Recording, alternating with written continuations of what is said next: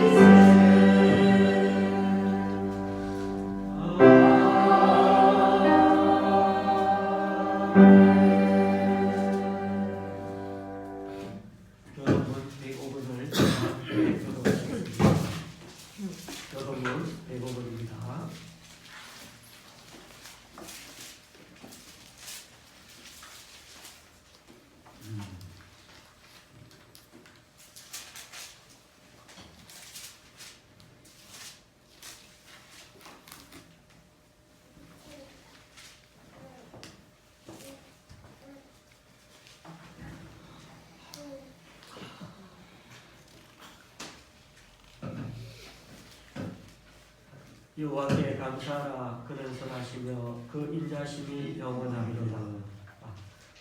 그 인자심이 영원하리로다. 여호와께 감사하고 그의 이름을 불러 아뢰며 그가 하나님의 일만 왕님께 아뢰할지어다. 그들이 광야 사막길에서 방황하며 거주할 성읍을 찾지 못하고 주리고 목이 말라 그들의 영혼이 그들 안에서 피곤하였도다. 이에 그들이 근심 중에 여호와께 부르짖음에 그들의 고통에서 건지시고 또 다른 길로 인도하사 거주할 성읍에 이르게 하셨더라. 여호와의 인자심과 일생에게 행하신 기적으로 말미암아 그를 찬송할지로다. 그가 사모하는 영혼에게 안정을 주시며 주신 영혼에게 좋은 것으로 채워주시리로다. 아멘. 찬송가 429장입니다.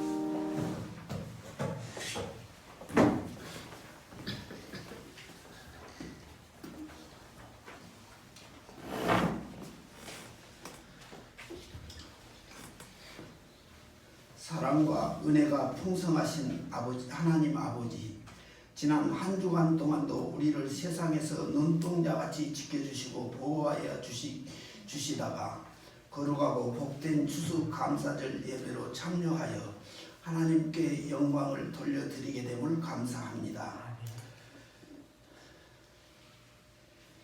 우리가 올 한 해 동안 주님이 베풀어 주신 그 은혜와 사랑을 생각하면 감사할 수밖에 없습니다. 코로나19로 인하여 불확실한 여건 속에서도 우리의 건강을 지켜주시고 우리의 기도에 응답해 주심을 감사드립니다. 또한 천재지변과 코로나로 인한 어려움 가운데서 풍성한 곡식의 수확을 거두게 하시며 넘치는 복을 주심을 감사합니다. 직장과 사업장과 자녀들 앞날까지 복 주셔서 넘치는 삶으로 인도하여 주시옵소서. 특별히 유아 세례를 받는 어린이와 그 가정을 축복해 주시어서 말씀 안에서 잘 양육되어 귀한 하나님의 사람으로 거듭나게 하소서. 주께서 만드신 성찬식에 참여하여 주시어서 참여하게 하여 주시어서 영적으로 주님의 피와 살을 먹는다는 마음으로 떡과 포도주를 먹는 은혜를 베풀어 주소서. 저희들은 뜻깊은 주소 감사제를 맞아 풍성한 신앙의 열매를 맺어 그리스도의 선한 영향력으로 복음에 증인된 사명을 감당하게 하여 주시옵소서. 우리의 시험, 질병, 환난 거룩한 나사렛 예수 이름으로 명하노니 떠나갈지어다. 우리 주위를 호시탐탐 노리는 악한 영과 어둠의 세력들을 물리쳐 주셔서 늘 평강의 하나님과 동행하며 말씀 따라 순종하는 믿음의 삶을 살게 인도하소서. 말씀을 듣습니다. 말씀을 전하는 목사님에게 성령의 능력을 부어주시어서 말씀을 잘 증거하게 하시고 듣는 저희는 착하고 순종한 마음으로 받아 그 말씀을 마음 깊이 새겨서 현실 생활에 적용함으로 복음에 증인된 사명을 감당하며 열매 맺는 신앙 되기를 소원합니다. 신령과 진정으로 드리는 추수 감사절 예배가 되기를 되게 하여 주실 줄 믿고 날 구원하신 살아계신 예수 그리스도 이름으로 기도드렸습니다. 아멘.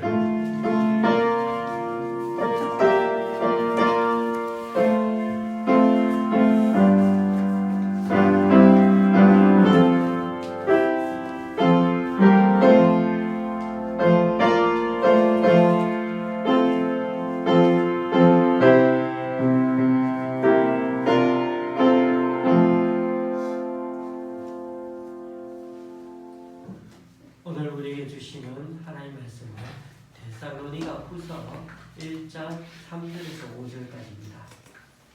데살로니가 후서 1장 3절에서 5절까지입니다. 제가 가지고 있는 신약 성경은 334쪽입니다. 334쪽. 데살로니가 후서 1장 3절에서 5절까지.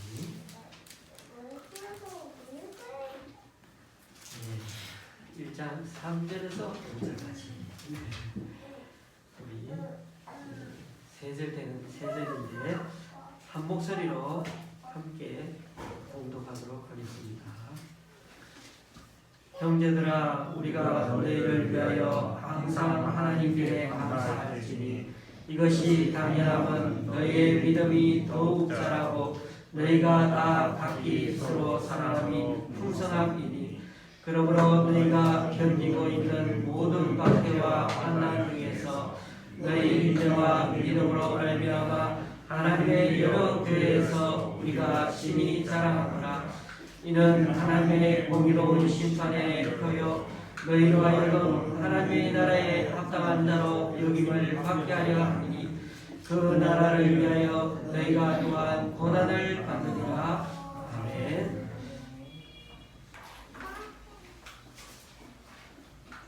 오늘은 감사의 날, 감사절입니다. 예전에는 추수라는 말을 앞에 붙여 추수감사절이라고 하는데 저만 해도 줄곧 도시에만 살아와서 그래서 겨우 심어본 것 그때 말고는 농사에 대해 문외한이라서 추수감사절 그렇게 해도 사실 가슴이 와닿지가 않습니다. 요즘은 대부분 도시 문화권에 사는지라 많은 교회들이 이제는 그냥 감사절이라 바꿔 부르고 있습니다. 추수감사절이든 감사절이든 어떻게 부르든 그게 중요한 건 아니죠. 어쨌든 가을은 거두어들이는 절기라서 가을거지라는 말을 예로부터 써왔습니다. 요즘 낙엽지는 가을을 한번 거닐어 보십시오. 도심지라 나무가 없을 것 같아도 오히려 강화된 그런 건축법 때문에 도심 조경이 너무나 참 잘 되어 있어서 가는 곳마다 차로 양옆으로 일렬로 늘어져 있는 그런 형형색색의 물든 단풍을 보며 지나가는 게 정말 얼마나 아름다운지 모릅니다. 이처럼 낙엽지는 가을은 우리 삶을 온통 사로잡고 또는 헛새만 부리던 우리 자신들을 다시 한번 되돌아보라고 손짓하는 그런 가을처럼 느껴집니다. 그런 점에서 2020년 올해 살아온 삶의 나날들이 우리들에게 많이 되돌아보면 기쁘지만은 않은 것 같습니다. 여러 우여곡절과 아쉬움이 남는 한 해가 아닌가 생각이 됩니다. 코로나로 인해 얼마나 삶이 위축되었는지 모릅니다.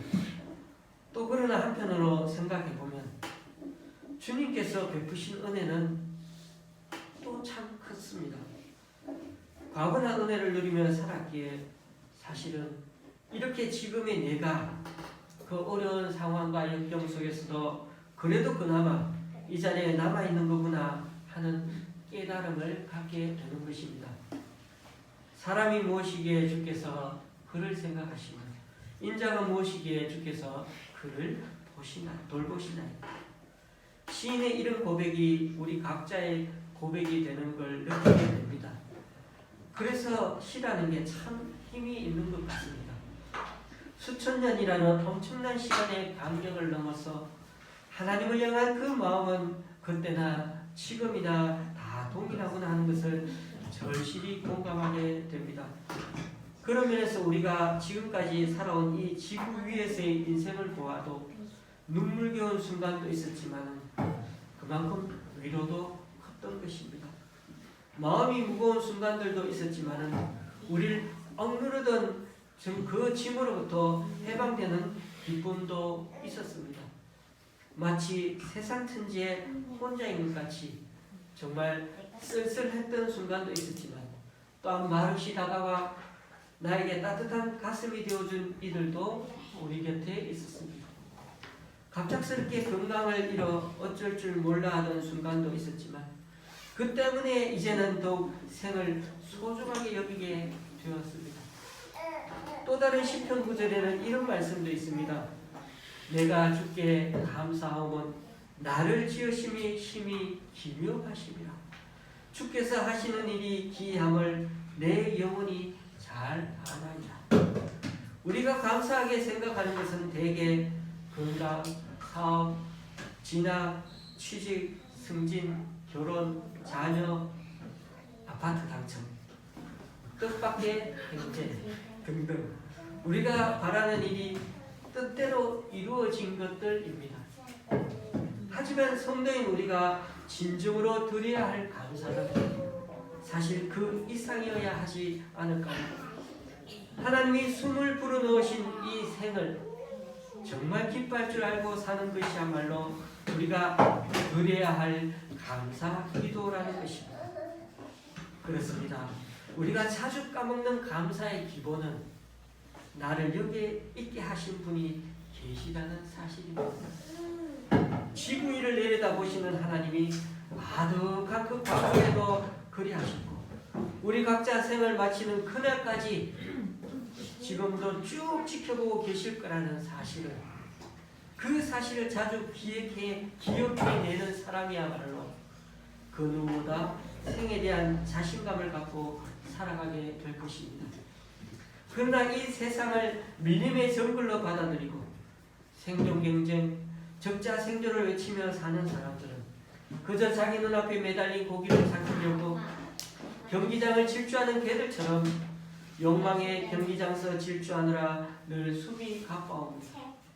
그런 사람에게서 마음의 여백은 점점 줄어들고 이웃과 좋은 관계를 맺는 능력은 점점 퇴보하고 어느새 생에 대한 감사의 마음조차 잃어버리고 살아가고 맙니다. 그런데 여러분, 우리 인생이 무겁고 힘드니까 그래서 감사를 잊고 산다? 그렇죠. 그게 당연하지만 그럼에도 잘 한번 생각해 보십시오. 우리에게는 잘못된 마음 습관 같은 게 있어서 감사하지 않는 이유도 있다는 걸 알아야 합니다. 잘못된 우리들 마음 습관은 어떤 게 있을까요? 첫째는 모든 것을 당연하게 여기는 마음 습관입니다. 우리는 익숙한 사람이나 혹은 늘 그 자리에 편리하게 있는 물건들에 대해 고마워하지 않습니다. 잠에서 깨어나는 그 순간부터 잠을 청하는 밤까지, 아니 잠이 든 후에도 사실은 우리는 수많은 사람들 덕분에 살아온 것입니다. 일일이 다 세면서 세어보지 않더라도 대충이라도 한번 생각해 보십시오. 평상시에는 잘 모르지만 비상시에는 어떻습니까? 그들의 존재가 크게 느껴질 때가 있지 않았습니까? 이번 겨울에 갑자기 가스 공급이 사나흘 끊어진다? 상상하기 어려운 상황들이 우리 눈앞에 전개될 것이고 다들 어쩔 줄 몰라 허둥대면서 그렇게 우왕좌왕 돌아다닐 것입니다. 그런 면에서 세상에 어떤 것도 당연하지가 않습니다. 이처럼 당연하게 여기는 마음에는 절대 감사가 없는 겁니다. 당연하게 여기는 마음은 오히려 인간관계를 서먹서먹하게 하고 삭막하게 만듭니다. 둘째는 계산하는 마음입니다. 세상에는 두 종류의 사람이 있습니다. 늘 채권자 의식을 가지고 사는 이가 있고 그리고 채무자 의식을 가지고 사는 이도 있습니다. 어느 쪽이 옳다고 말할 수는 없습니다. 지나친 채무자 의식을 갖고 사는 사람은 스스로 힘들게 하고 다른 이들을 불편하게 할 때도 있습니다. 제가 좀 그런 면이 있는 것 같습니다. 저도 모르게 상대방에게 미안하다는 말을 많이 합니다. 저도 이런 모습은 고쳐가야 할 부분이라 생각합니다. 하지만 은혜를 입은 자들의 그 채무의식은 아름답습니다. 바울 사도는 자신을 빚진 자라고 표현했습니다. 그는 은혜의 빚을 갚는 마음으로 살아갔습니다. 아무리 갚아도 갚을 길 없지만 그래도 빚을 갚으려는 마음으로 사는 그 자체가 천국의 삶인 것입니다. 그래서 사도 바울은 우리에게 피차 사랑의 빚 외에는 아무에게든지 아무 빚도 지지 말라 했습니다. 살아가면서 정말 상대하게 피곤한 사람들이 있다면 계산이 재빠른 사람들일 겁니다. 우리가 살면서 참 세상이 아름답다고 느낄 때는 남을 위해 자기를 내주는 사람들이 아직도 우리 주변에 있는 걸 발견할 때일 것입니다. 물론 세상에는 사람들의 호의를 오히려 이용하여서 자기들의 입속을 차리는 사람들이 더 많은 게 사실입니다. 오스룩했다가는 딱 이용당하기 십상입니다. 그러니 사람이 살다 보면 어쩔 수 없이 계산적이게 되지 않을 수 없지만 그러나 삶의 모든 순간에서 매번 그렇게 자기 이익을 먼저 계산하는 이들이 있다면 그런 사람은 오래오래 살아도 결국 감사할 게 없는 정말 불행한 삶을 살게 되는 것입니다. 감사가 없게 만드는 세 번째 마음 습관이 우리에게 있다면 그것은 망각입니다. 살다 보면 얼마나 기가 막힐 웅덩이와 수동에 빠져 허덕이는 일이 다반사인 것이 우리 인생 아니겠습니까? 그때마다 하나님은 당신의 의로운 오른팔로 우리를 건져 올리셨습니다. 때로는 누군가를 보내셔서 우리를 끌어내 반석 위에 세워주십니다. 얼마나 고마운 일들이 많습니다. 하지만 그 고마움과 감격은 얼마 지나지 않아 곧 퇴색되곤 합니다. 여러분, 우리가 지금까지 살아온 인생 가운데 기가 막힐 웅덩이와 수렁은 얼마나 됩니까? 다시금 기억을 되살려 말로 그리고 기도로 주님 앞에 한번 고백해 보십시오. 하나님께 고백하는 그와 그냥 머리에서 한번 떠올리고 지나치는 그와는 천냥지 차이입니다. 입으로 발음해서 꼭 하나님께 들리도록 할 때에야 망각의 병에서 헤어나올 수가 있는 것입니다. 그러니까 잊지 말아야 할 것을 잊어버려 우리의 삶이 지금 무거워진 것입니다. 오늘 본문에서 바울 사도는 데살로니가 교인들의 믿음이 성장하고 있다는 사실을 상기하면서 하나님께 깊은 감사를 드리고 있습니다.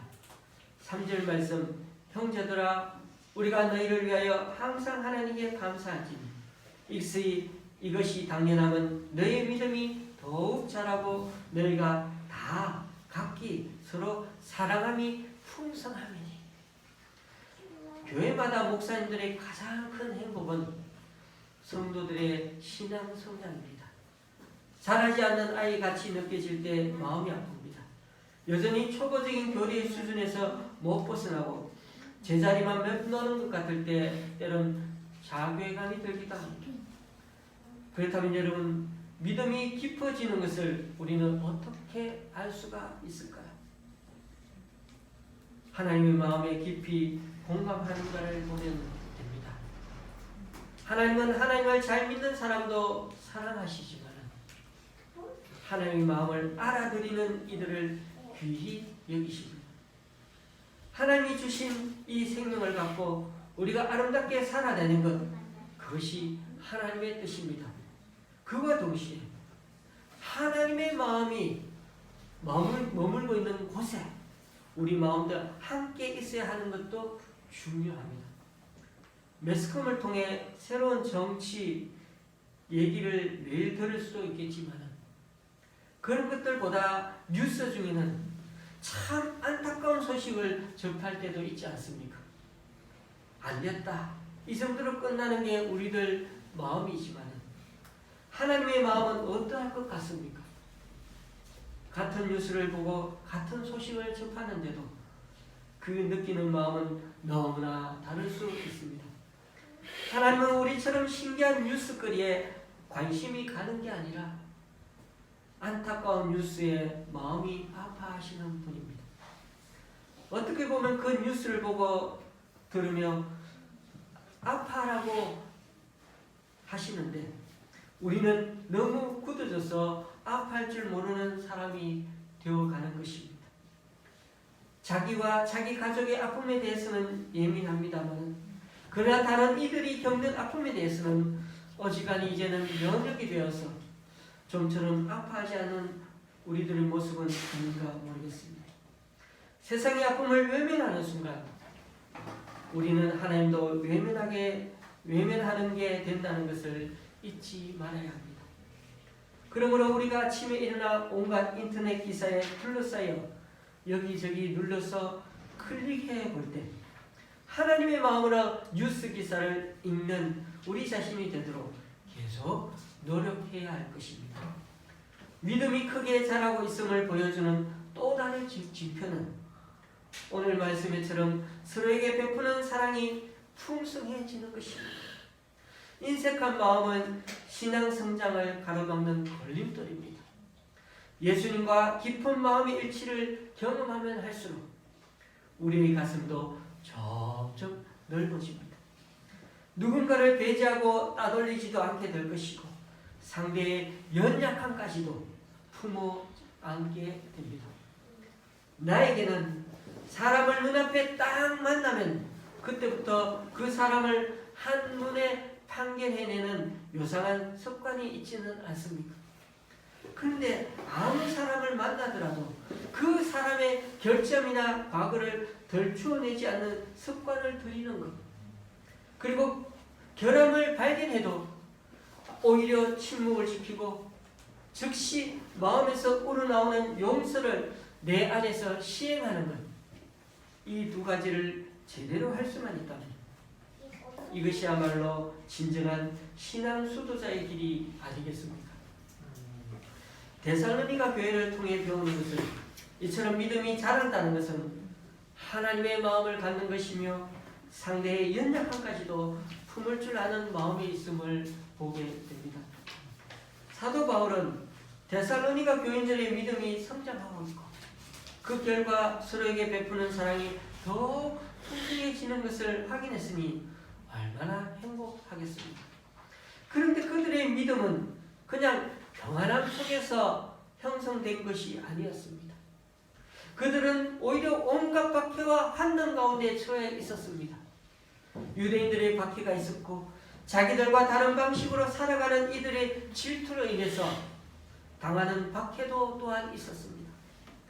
기독교인들은 로마 제국이 다스리던 세계와는 다른 세계를 꿈꾸며 살고 있었습니다. 귀족, 평민, 노예 같은 계급 체계를 따르지 않고 모두가 형제자매라고 하면서 우애를 나누는 세상을 꿈꾸는 기독교인들이 기득권자들에게는 아마 아주 대단한 위협이 되었을 것입니다. 노예 계층과 평민들, 그런 밑바닥 사람들이 짓눌리고 사는 것을 팔자련히 하고 그렇게 받아들여줘야 당시 지배자들은 편하지 않겠습니까? 그런데 그리스도인들의 사성은 그런 세상을 밑바닥부터 뒤흔들었던 것입니다. 그러니 미움받고 박해받는 게 어떻게 보면 당연해 보입니다. 하지만 하나님이 그들의 가슴에 심어주신 이 꿈은 박해와 환난이 몰아쳐와도 아싸갈 수는 없었습니다. 그들은 오히려 인내와 믿음으로 그 어려움을 이겨냈습니다. 아니 어쩌면 그런 박해와 환난이 있었기 때문에 그들의 믿음은 더욱 순수해지고 깊어질 수 있었던 것입니다. 비온 후 굳어지는 땅처럼 그들은 복음을 위해 기꺼이 어려움을 받아들이면서 하나님 나라에 합당한 사람으로 변해갔던 것입니다. 여러분, 세상에서 신앙의 가장 큰 위협은 오히려 안일한 생활입니다. 적당한 긴장과 스트레스가 없다면 사람은 권태로움 속에서 시들어가기 마련입니다. 설이 내리기 전까지는 그렇게 청자나무의 향기가 깃들지 않는다고 합니다. 그러나 매서운 추위를 견디고 나서야 그 향기를 그 나무의 열매 속에 그렇게 머금을 수가 있는 법이라고 합니다. 된소리가 내린 후에야 파는 명운 기운을 품게 된다고 합니다. 여러분, 코로나19가 우리나라에 올 1월말 들이닥치면서 지금까지도 온 나라 온 세상이 많은 것들의 재앙을 당하고 있습니다. 많은 것들의 재앙을 주고 있습니다. 그러나 이 코로나가 우리에게 가져다 준 것이 정말 극심한 피해와 고통만 있을까요? 아닐 겁니다. 교회에 잘 모이지를 못하니까 교회가 무엇인지를 이제는 다시금 생각하게 만들었습니다. 모여서 하나님께 예배 드리는 것도 중요하지만 그건 인터넷으로도 이제는 많이 어느 곳에나 드릴 수 있는데 이제 모이지 못하니까 성도의 교제가 이루어지지 않고 그게 더 걱정이라는 걸 알게 되었습니다. 우리에게 재난이 다가오면 또 다른 면에서 달라지는 면도 있다는 것입니다. 신앙의 긴장감도 갖게 되고 더 기도하게 되고 서로를 더 챙기게 되기 때문입니다.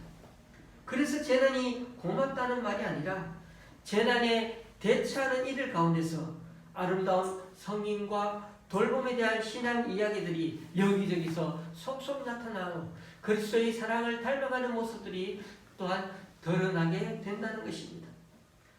코로나 같은 재난이 일상 속에서 잊고 살았던 그 삶의 공동체를 다시 한번 상기시켜 주었고 나눔의 기쁨을 더 귀하게 맛볼 수 있게 해 주었다는 것입니다. 교회가 뭔지를 다시금 그 본질을 생각나게 해 주었다는 거죠. 그래서 우리의 소명은 그런 순수성을 회복하여 다시금 일상이 되게 하는 일입니다. 우리는 이런 재난 속에서 교회가 이 땅에 존재하는 이유를 다시 한번 깨닫게 되는 것입니다. 유대인들은 가을거지가 끝나면 초막절 축제를 벌였습니다. 광야에서 초막을 치고 살았던 고생스러웠던 조상들의 삶을 몸과 마음으로 재현해 보면서 초심을 잃지 않으려고 노력했던 것입니다. 오늘 우리가 함께 드리는 이 감사절 예배는 여러 감사할 일들을 하나씩 떠올리며 감사하는 것들을 그런 정도를 넘어서서 나를 하나님의 일에 동참하라고 불러주신 우리 주님의 은혜에 깊이 감사할 수 있는 절기가 되었으면 좋겠습니다. 이제 겨울이 서둘러 올 것입니다. 가는 곳마다 온통 낙엽들이 눈 내리듯 어딜 가나 쏟아지고 있습니다. 된소리를 받고 녹아버린 잎들, 그래서 미처 여물지도 못한 열매가 있기 마련일 텐데 우리 믿음이 그런 것은 아닌가 돌아보지 않을 수가 없는 것입니다. 깊어가는 이 가을, 코로나로 어지러워진 이 사회와 교회가 여전히混乱속에 빠져 있지만은 비 온 후 더욱 굳어지듯이 우리 그리스도인들의 삶도 예수쟁이 신앙에 걸맞게 주님에 대한 감사가 더욱 풍성해지고 주님의 사랑을 머금은 자로 더욱 성숙해져가는 이 가을, 또 우리들 신앙이 될 수 있기를 주님의 이름으로 간절히 축원합니다. 기도하시겠습니다. 하나님 아버지, 오늘도 감사절을 맞이하여 우리들 마음속에 다시 한번 주님의 은혜를 생각합니다.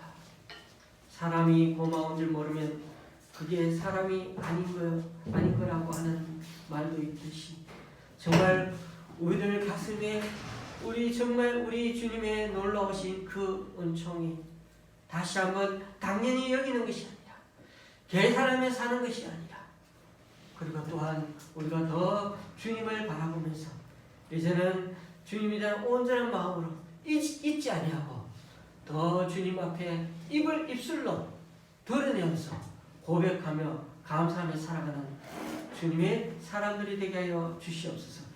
그리하여서 이제는 우리의 일상 속에서 때로는 고난과 어려움이 닥친다 할지라도 그 가운데서도 늘 주님의 은혜를 다른 사람들에게 베풀고 살아가는 그런 하나님의 사람들로 다시 한번 회복되어질 수 있도록 주님 역사하여 주시옵소서. 예수님의 이름으로 기도드리옵나이다. 아멘. 이 시간 유아 세례식을 잠시 거행하도록 하겠습니다. 우리 정민재 허선이 집사님의 딸 정희도 부모님 두 분 이렇게 그 자리에 일어나 주시면 좋겠습니다.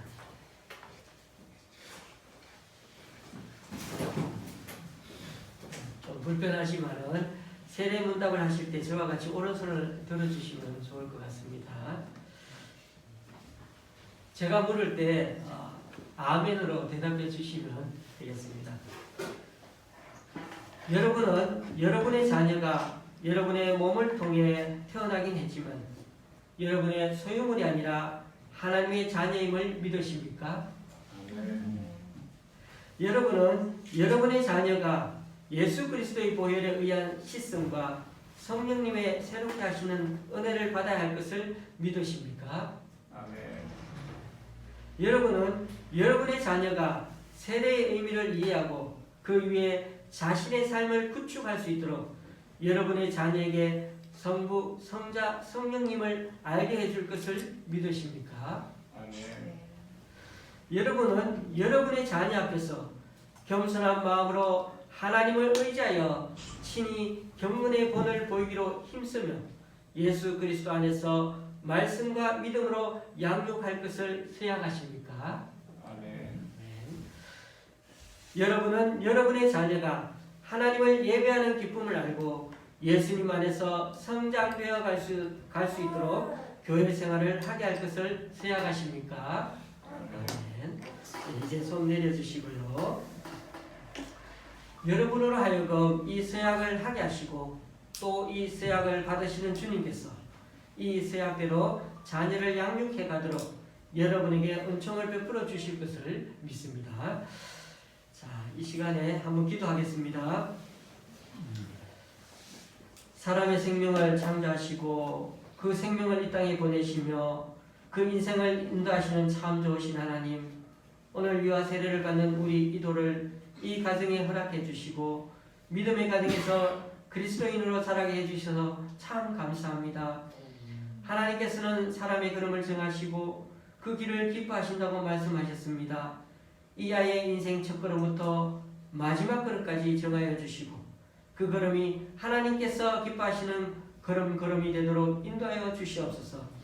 또한 이 아이가 평생 하나님께 사랑받고 하나님을 사랑하게 하시며 또 하나님을 기뻐하고 하나님의 기쁨이 되게 하여 주시옵소서.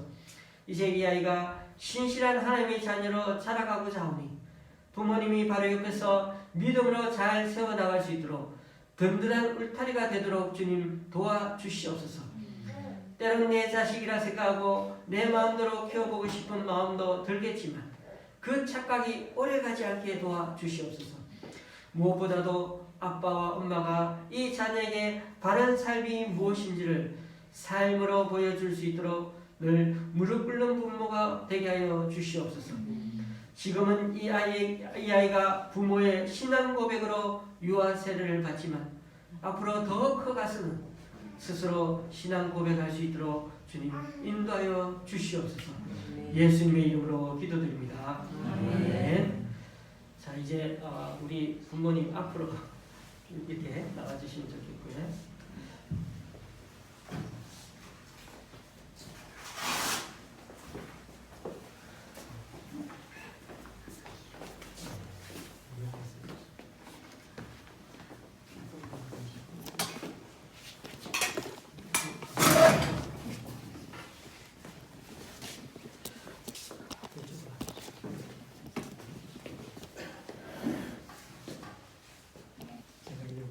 세례를 자주 안 드리는 걸 가지고 실수할 수 있으니까 마음을 잡고.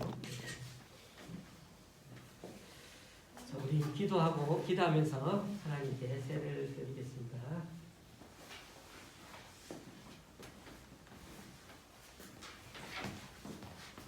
하나님의 딸 정기도에게 성부와 성자와 성령님의 이름으로 세례를 드립니다. 우리 주님의 크신 은총이 영원토록 함께 해주시길 간절히 축원하옵나이다. 아멘.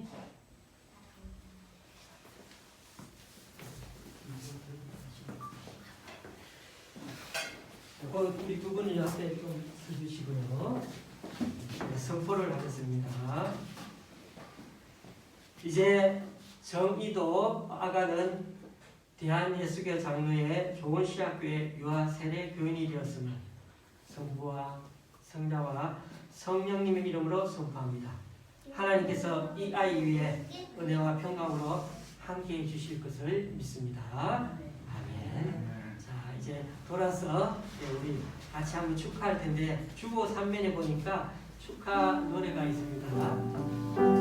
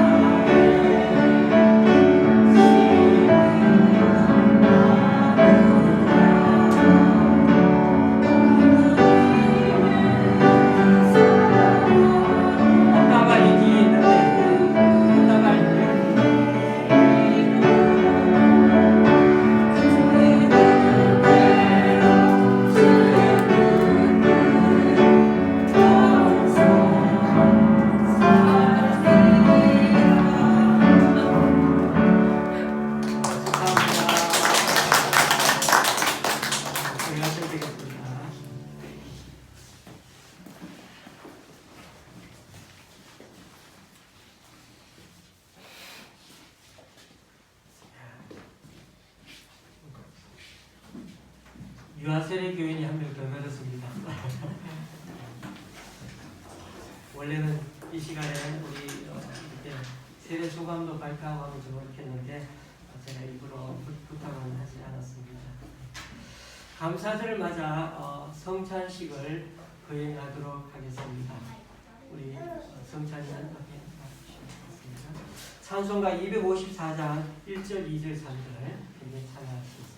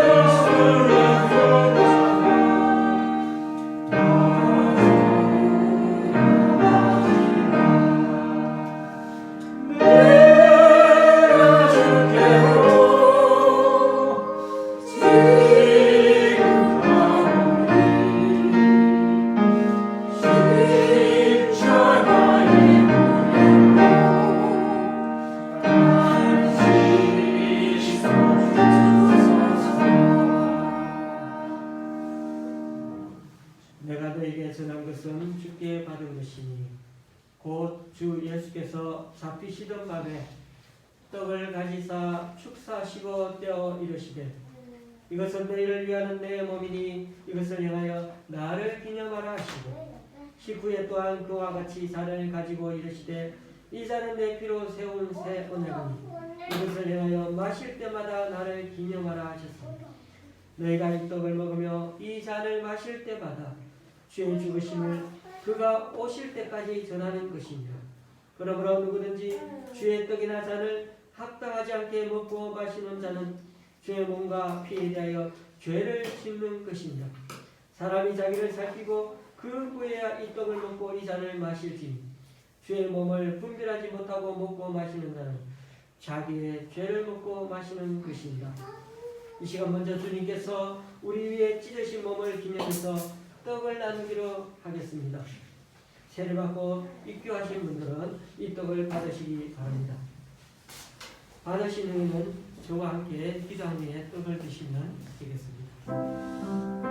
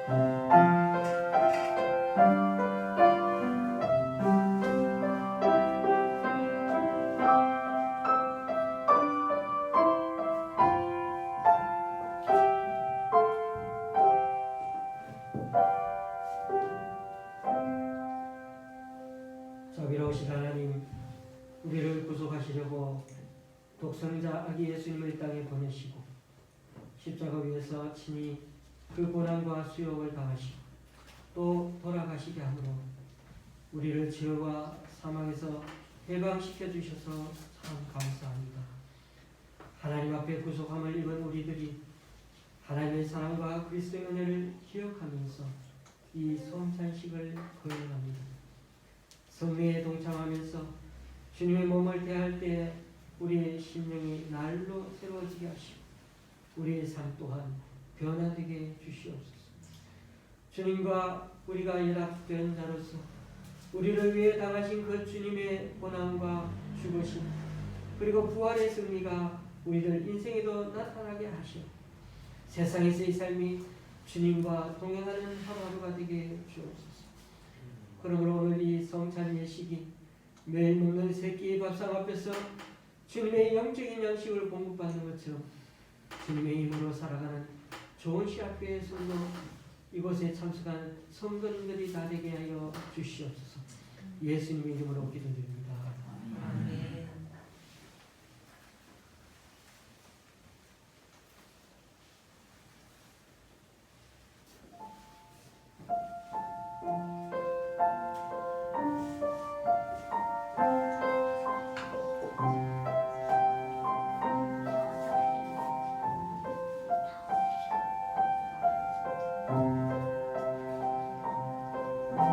예수께서 이르시되 내가 진실로 진실로 너희에게 이르노니 인자의 살을 먹지 아니하고 인자의 피를 마시지 아니하면 너희 속에 생명이 없느니라. 내 살을 먹고 내 피를 마시는 자는 영생을 가졌고 마지막 날에 내가 그를 다시 살리리니 내 살은 참된 양식이요 내 피는 참된 음료로다. 내 살을 먹고 내 피를 마시는 자는 내 안에 거하고 나도 그의 안에 거하나니 살아계신 아버지께서 나를 보내시며 내가 아버지로 말미암아 사는 것 같이 나를 먹는 그 사람도 나로 말미암아 살리라. 이것은 하늘에서 내려온 떡이니 조상들이 먹고도 죽은 그것과 같지 아니하여 이 떡을 먹는 자는 영원히 살리라. 예수님께서 우리 위에 흘리신 피를 기념해서 잔을 나누기로 하겠습니다. 군자는 군병과 마찬가지로 그렇게 진행하겠습니다.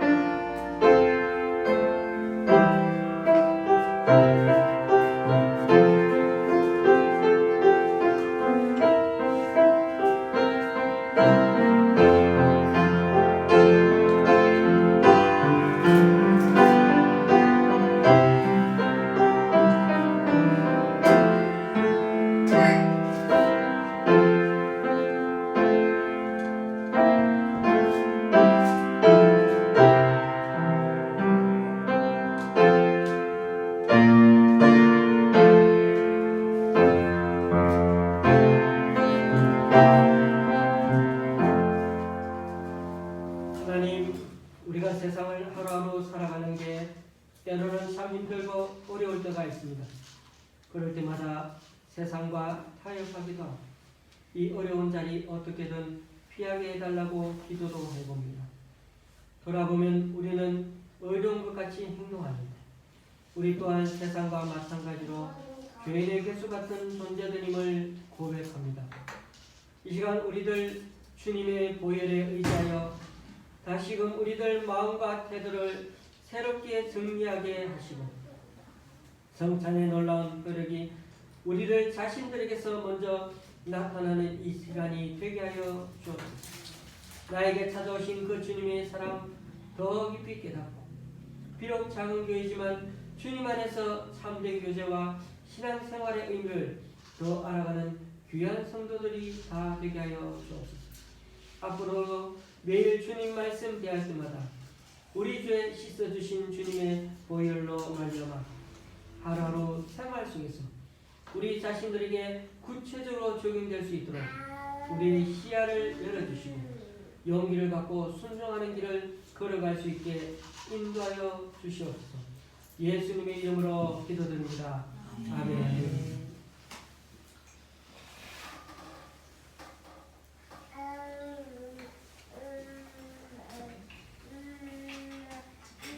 찬송가 254장 4절 5절입니다.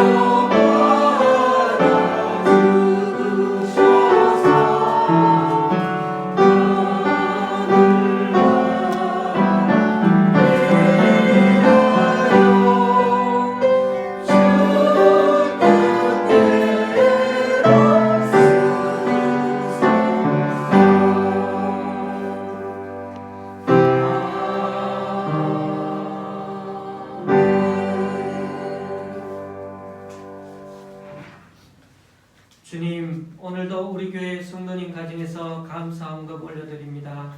또한 수원의 집사님 가정에서 강동구 교회기관에서 잠실의 집사님 가정에서 그리고 공경으로 하나님께 귀한 헌금 올려드립니다. 이분들의 헌신과 승김 귀하게 받아주셔서 이분들을 통해 하나님 나라가 더욱 확장되게 하여 주옵소서. 또한 오늘 이 시간 우리 각자 여러 모양으로 드리는 헌금들 기뻐 받아주시고 쓰이는 것마다 귀한 결실 맺을 수 있게 하나님의 크신 은총으로 번입혀 주시옵소서. 건강이 약하신 분들이 있습니다.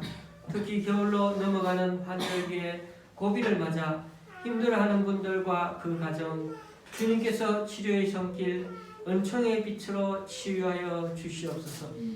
코로나로 인해 삶이 무너진 연약한 지체들도 있습니다. 이분들이 다시금 재기할 수 있도록 7.8개의 용기를 허락하여 주시고 우리 또한 기도로 물질로 마음으로 함께 이겨내게 하여 주시옵소서. 삶이 아무리 힘겨워도 여전히 우리의 생은 계속됩니다. 그것은 생명의 주인이신 하나님 우리 함께 계시기 때문입니다.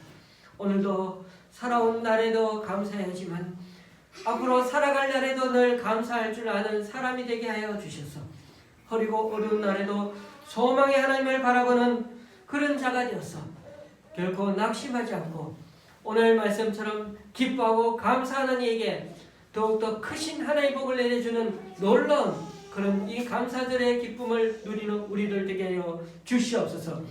예수님의 이름으로 복음기도 드립니다. 아멘. 앞뒤 좌우로 인사 나누시겠습니다.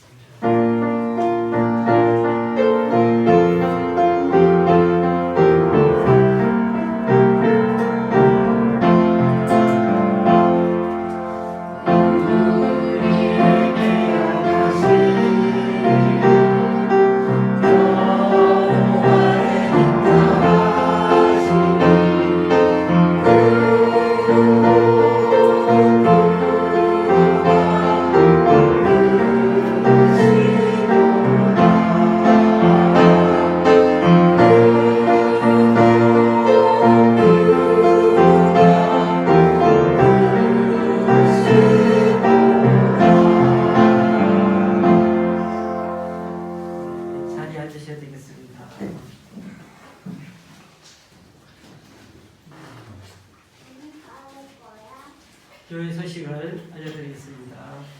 교회에서 예배 드린 지가 이제 한 달도 안 됐는데 확진자가 또 200명대가 되는 것 같아서 대응 단계가 곧 격상되지 않나 생각도 듭니다. 이후 상황 변경에 대해서는 교회 카톡을 통해서 알려드리도록 하겠습니다. 예배당이 좁은 관계로 거리 지키기가 좀 안 되고 있습니다. 특히 오늘은 평소보다 더 많은 분들이 오셔서 한편으로는 감사하면서도 한편으로는 책임감도 있습니다. 앞으로 우리 또 계속 생활 방역 잘 지키며 그렇게 한 주간 살아가시면 좋겠습니다. 오늘은 교회라고는 정말 처음 온 친구가 있죠. 예, 그리고 또 세례도 받고 그래서 앞으로 나갈 때 축하 많이 해주시고 이렇게 생각날 때 기도해 주시면 감사합니다. 오늘은 도시락을 나눠드리도록 하겠습니다. 오늘처럼 가끔 무슨 날에 한 번씩 먹는 특식이라 생각하시고 맛은 보장합니다. 예. 망원동이 유명한 수제버거 맛집에서 옵니다. 그래서 꼭 주말에 또 요즘 이렇게 그 망원시장 입구에 가 보시면 우리 그 집사님이 직접 거기서 또 이렇게 살비를 하십니다. 감사들을 맞아 이렇게 많이들 함께 예배해서 하나님께 감사드리고 또 올해 내내 이렇게 어떻게 보면은 코로나와 함께 한 해를 보내게 될지도 모르겠는데 그렇더라도 오히려 이 고난과 어려움이 우리를 주님께로 얼굴 돌리게 해준다는 면에서 마지막까지 우리 주님 바라보면서 잘 극복하는 저와 여러분이 되었으면 좋겠습니다. 찬송가 322장입니다.